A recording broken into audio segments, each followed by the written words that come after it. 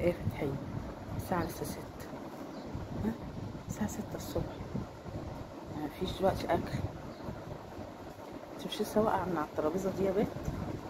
لسه دلوقتي بتتقلب بتدقلج، راحت واقعة من على الترابيزة وطلعت برضه تقعد عليها تاني، مفيش فايدة. لا حول ولا قوة إلا بالله.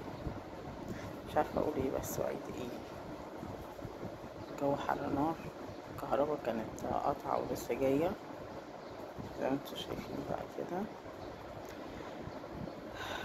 مش عارفة أعمل ايه. فتحية عايزة حملة نظافة، بس مين بقى، مين اللي يقدر ينظف هذا الوحش؟